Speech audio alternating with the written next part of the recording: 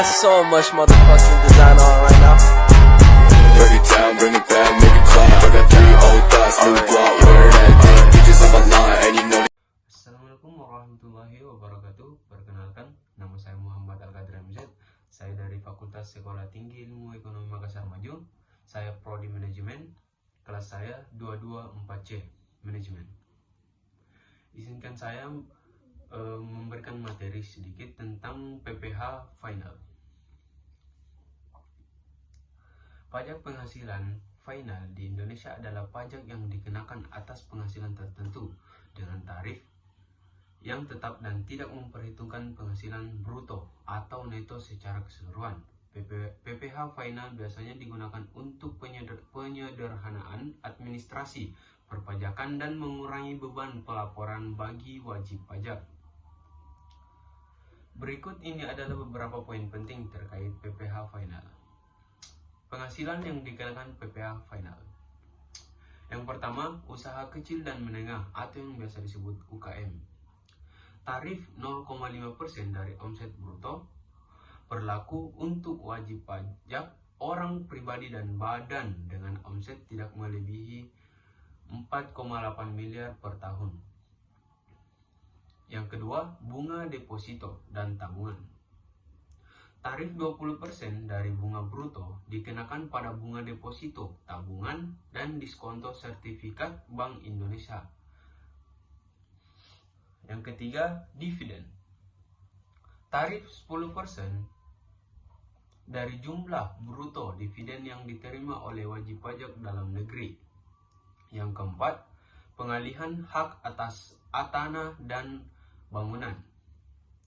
Tarif 2,5% dari bruto pengalihan berlaku untuk pengalihan hak atas tanah atau bangunan termasuk jual beli, tukar menukar, hibah, dan warisan. Yang kelima, sewa tanah atau bangunan. Tarif 10% dari jumlah bruto sewa dikenakan pada penghasilan dari sewa tanah atau bangunan. Karakteristik PPh final. Yang pertama, sifat final.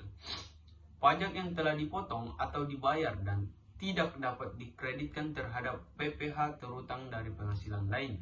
Tidak ada kewajiban untuk menyampaikan surat pemberitahuan tahunan bagi penghasilan yang dikenakan PPh final. Yang kedua, sederhana dan mudah. Proses pelaporan dan pembayaran lebih sederhana dibandingkan dengan PPh non-final. Tarif tetap memudahkan perhitungan dan pelaporan pajak. Yang ketiga, tujuan kebijakan. Mendorong kebutuhan pajak dan memberikan kemudahan bagi wajib pajak, terutama UKM, menyederhanakan administrasi perpajakan untuk jenis penghasilan tertentu. Contoh perhitungan PPh final. Usaha kecil dan menengah. Misal, sebuah UKM memiliki omset bruto 3 miliar dalam 1 tahun. PPh final yang harus dibayar 0,5% dikali 3 juta sama dengan 15 juta. Yang kedua, bunga deposito. Misal, seorang individu menerima bunga deposito sebesar 50 juta. PPh final yang harus dipotong 20% dikali 50 juta sama dengan 10 juta. PPh final merupakan bagian penting dari sistem perpajakan di Indonesia yang bertujuan untuk menyederhanakan kewajiban perpajakan wajib pajak tertentu.